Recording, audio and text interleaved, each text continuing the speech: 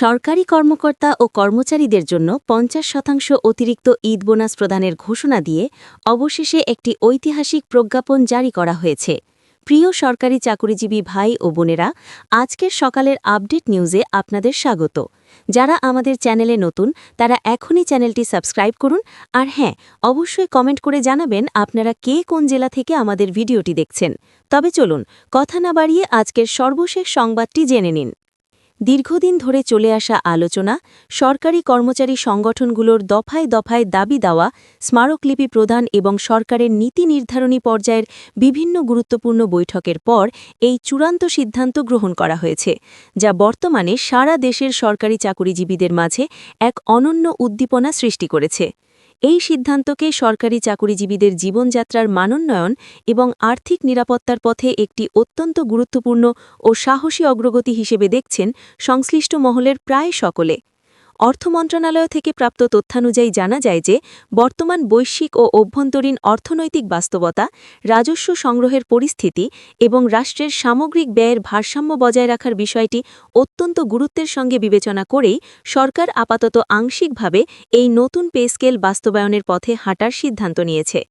একই সঙ্গে আসন্ন পবিত্র ঈদ উল ফিতরকে সামনে রেখে সরকারি কর্মকর্তা ও কর্মচারীদের উৎসবের আনন্দকে আরও বহুগুণ বাড়িয়ে দিতে এবং বর্তমান বাজার পরিস্থিতির সঙ্গে সামঞ্জস্য রেখে তাদের কেনাকাটা ও অন্যান্য প্রয়োজনীয় ব্যয় নির্বাহে সহায়তা করতে মূল বেতনের অতিরিক্ত ৫০% ঈদ বোনাস দেওয়ার বিষয়টি প্রজ্ঞাপনে অত্যন্ত স্পষ্টভাবে উল্লেখ করা হয়েছে। প্রজ্ঞাপন জারির পর থেকেই সচিবালয় সহ দেশের বিভিন্ন সরকারি দপ্তর, স্বায়ত্তশাসিত সংস্থা এবং জেলা ও উপজেলা পর্যায়ের সরকারি কার্যালয়গুলোতে কর্মরত কর্মকর্তা ও কর্মচারীদের মধ্যে ব্যাপক উৎসাহ ও উদ্দীপনা লক্ষ্য করা যাচ্ছে।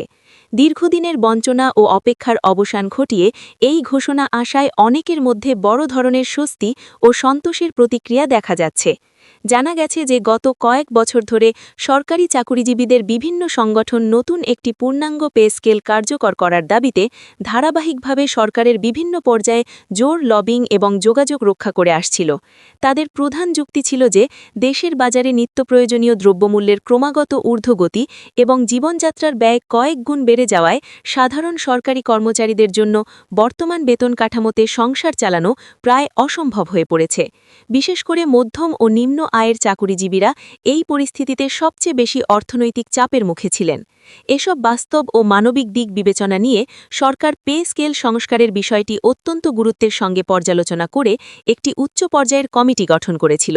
অর্থ মন্ত্রণালয়, জনপ্রশাসন মন্ত্রণালয় এবং মন্ত্রিপরিষদ বিভাগের সমন্বয়ে গঠিত এই কমিটি গত কয়েক মাসে একাধিক রুদ্ধদ্বার বৈঠকে মিলিত হয় এবং সেখানে নতুন কাঠামোর বিভিন্ন প্রস্তাব ও সম্ভাব্য রাষ্ট্রীয় ব্যয়ের একটি বিশাল হিসাব নিরূপণ করা হয়। শেষ পর্যন্ত প্রধানমন্ত্রীর বিশেষ নির্দেশনা এবং মন্ত্রিপরিষদের নীতিগত অনুমোদনের ভিত্তিতে আংশিক বাস্তবায়নের এই চূড়ান্ত সিদ্ধান্ত গৃহীত হয় এবং সেই অনুযায়ী বিস্তারিত প্রজ্ঞাপনটি জনসম্মুখে প্রকাশ করা হয়েছে। অর্থ মন্ত্রণালয়ের ঊর্ধ্বতন কর্মকর্তারা নাম প্রকাশ না করার শর্তে জানিয়েছেন যে বর্তমান সময়ে যদি পূর্ণাঙ্গ নবম পে স্কেল একবারে কার্যকর করা হতো তবে সরকারের বার্ষিক ব্যয়ের পরিমাণ এক লাফে অনেক বড় অঙ্কে বেড়ে যেত, যা বর্তমানের বাজেট ব্যবস্থাপনার উপর বড় ধরনের চাপ সৃষ্টি করত। বৈশ্বিক অর্থনৈতিক অস্থিরতা, ডলার সংকট এবং রাজস্ব আহরণের লক্ষ্যমাত্রা অর্জনে কিছু সীমাবদ্ধতা থাকার কারণে সরকার এক ধাপে সম্পূর্ণ পে স্কেল কার্যকর করার পরিবর্তে পর্যায়ক্রমে বা ধাপে ধাপে এটি বাস্তবায়নের একটি সুদূরপ্রসারী ও কৌশলগত পরিকল্পনা গ্রহণ করেছে। প্রথম ধাপের এই আংশিক বাস্তবায়নের অংশ হিসেবে বেতন কাঠামোর কিছু গ্রেড সংশোধন করা হয়েছে এবং নির্দিষ্ট কিছু ভাতার পরিমাণ বৃদ্ধি করা হয়েছে। এর পাশাপাশি উৎসব ভাতার ক্ষেত্রে বিশেষ সুবিধা প্রদান করা হচ্ছে, যা মূলত সরকারি কর্মচারীদের আর্থিক সক্ষমতা বাড়ানোর একটি বিশেষ প্রয়াস। প্রজ্ঞাপনে উল্লিখিত ৫০% অতিরিক্ত ঈদ বোনাস প্রদানের এই ঘোষণাটি প্রচলিত প্রথার বাইরে একটি বিশেষ প্রণোদনা হিসেবে বিবেচিত হচ্ছে, যা কেবল এইবারের ঈদ উল ফিতরের জন্য প্রযোজ্য হবে বলে ধারণা করা হচ্ছে। প্রজ্ঞাপন জারির পর অর্থ বিভাগ ইতিমধ্যেই সকল মন্ত্রণালয় সহ মাঠ পর্যায়ের সকল সরকারি দপ্তরকে প্রয়োজনীয় প্রশাসনিক নির্দেশনা পাঠিয়ে দিয়েছে। একই সঙ্গে আইবাস প্লাস প্লাস বা ইবিএস প্লাস প্লাস সফটওয়্যারের মাধ্যমে অনলাইন বেতন ও বোনাস বিল দাখিলের ক্ষেত্রে যেন কোনো কারিগরি জটিলতা সৃষ্টি না হয় সেটি নিশ্চিত করতে আইটি বিভাগকেও বিশেষ তদারকির দায়িত্ব দেওয়া হয়েছে। হিসাবরক্ষণ বিভাগ বা এজি অফিসগুলোকে নির্দেশ দেওয়া হয়েছে যেন তারা অত্যন্ত দ্রুততার সঙ্গে বেতন ও বোনাসের বিলগুলো যাচাই করে পেমেন্ট অর্ডার সম্পন্ন করে, যাতে সরকারি চাকুরিজীবীরা ঈদের ছুটির অন্তত 1 সপ্তাহ আগেই তাদের পাওনা অর্থ ব্যাংক হিসাবে পেয়ে যান। এই বাড়তি টাকা ঈদের কেনাকাটা, পারিবারিক যাতায়াত খরচ এবং অন্যান্য সামাজিক উৎসবের আয়োজনে বড় ধরনের সহায়ক ভূমিকা পালন করবে বলে সাধারণ কর্মচারীরা মনে করছেন। এদিকে সরকারি কর্মচারীদের বিভিন্ন সংগঠনের কেন্দ্রীয় নেতারা সরকারের এই বিশেষ পদক্ষেপকে স্বাগত জানিয়েছেন এবং প্রধানমন্ত্রীর প্রতি কৃতজ্ঞতা প্রকাশ করেছেন। তাদের মতে এটি দীর্ঘদিনের ন্যায়সঙ্গত দাবি পূরণের পথে একটি বড় মাইলফলক। তবে তারা একই সাথে সরকারকে অনুরোধ জানিয়েছেন যেন খুব দ্রুত সময়ের মধ্যে একটি নির্দিষ্ট রোডম্যাপ ঘোষণা করা হয়, যার মাধ্যমে কর্মচারীরা জানতে পারবেন কবে নাগাদ পূর্ণাঙ্গ নবম পে স্কেল পুরোপুরি কার্যকর হবে। অনেক কর্মচারী নেতা মনে করেন যে কেবল বেতন বৃদ্ধি যথেষ্ট নয়, বরং এর পাশাপাশি চিকিৎসা ভাতা, বাড়ি ভাড়া এবং যাতায়াত ভাতার মতো মৌলিক বিষয়গুলো বর্তমান বাজার দরের সঙ্গে সামঞ্জস্য রেখে পুনর্নির্ধারণ করা প্রয়োজন। তারা আশা করছেন যে সরকারের এই সদিচ্ছা আগামীতেও অব্যাহত থাকবে এবং ধাপে ধাপে সকল বৈষম্য দূর করা হবে।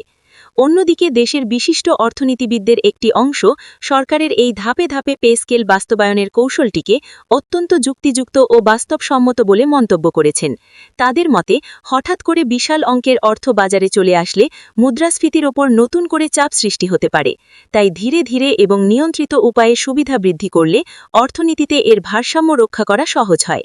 এছাড়া সরকারের বাজেট ঘাটতি নিয়ন্ত্রণ এবং উন্নয়ন প্রকল্পের জন্য অর্থ সাশ্রয়ের বিষয়টিকেও ছোট করে দেখার সুযোগ নেই।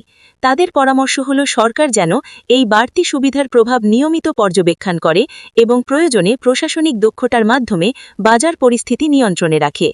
প্রজ্ঞাপনে আরও বলা হয়েছে যে এই সুবিধা কেবল স্থায়ী সরকারি কর্মচারীরাই পাবেন না, বরং উন্নয়ন প্রকল্প থেকে রাজস্ব খাতে স্থানান্তরিত এবং নির্দিষ্ট কিছু শর্ত সাপেক্ষে পেনশনাররাও এই বোনাসের একটি নির্দিষ্ট অংশ পেতে পারেন, যা সংশ্লিষ্ট পৃথক আদেশে স্পষ্ট করা হবে।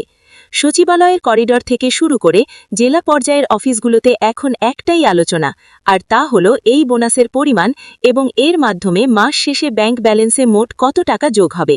বিশেষ করে যারা নিম্ন গ্রেডের কর্মচারী, তারা এই অতিরিক্ত বোনাসকে একটি বিশাল উপহার হিসেবে দেখছেন, যা তাদের পারিবারিক অভাব অনটনের সময় বড় একটি ভরসা হয়ে দাঁড়িয়েছে। সরকারের নীতি নির্ধারকরা আশা করছেন যে এই সিদ্ধান্তের ফলে সরকারি কর্মচারীদের মধ্যে কাজের স্পৃহা বাড়বে এবং তারা আরও জনবান্ধব হয়ে দায়িত্ব পালন করবেন। ভবিষ্যতে আর্থিক সক্ষমতা আরও বাড়লে পে স্কেলের বাকি অংশটুকুও দ্রুত বাস্তবায়ন করা হবে এমন আশ্বাসও পাওয়া যাচ্ছে সংশ্লিষ্ট সোর্সগুলো থেকে। সব মিলিয়ে আংশিক পে স্কেল এবং ঈদ বোনাসের এই ঘোষণাটি বর্তমান সময়ে সরকারি প্রশাসনের সকল স্তরে একটি ইতিবাচক পরিবর্তনের হাওয়া বইয়ে দিয়েছে। পরিশেষে বলা যায় যে সরকার তার সীমিত সম্পদের মধ্য দিয়েও কর্মচারীদের কল্যাণে যে সর্বোচ্চ চেষ্টা চালাচ্ছে, এই প্রজ্ঞাপন তারই একটি বাস্তব প্রতিফলন। এখন দেখার বিষয় হল এই অর্থ কত দ্রুত সংশ্লিষ্ট ব্যক্তিদের হাতে পৌঁছে এবং সাধারণ মানুষের জীবনযাত্রায় এটি কতটুকু স্বাচ্ছন্দ্য নিয়ে আসে। সরকারি কর্মকর্তারা এখন প্রজ্ঞাপনের খুঁটিনাটি বিশ্লেষণ করছেন এবং যার যার হিসাব অনুযায়ী ঈদের আগের বাজেট সাজাতে ব্যস্ত হয়ে পড়েছেন।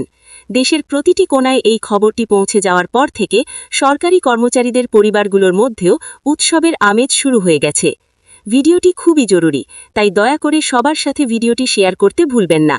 আর নতুন ভিডিও আপডেট পেতে এখনই চ্যানেলটি সাবস্ক্রাইব করুন।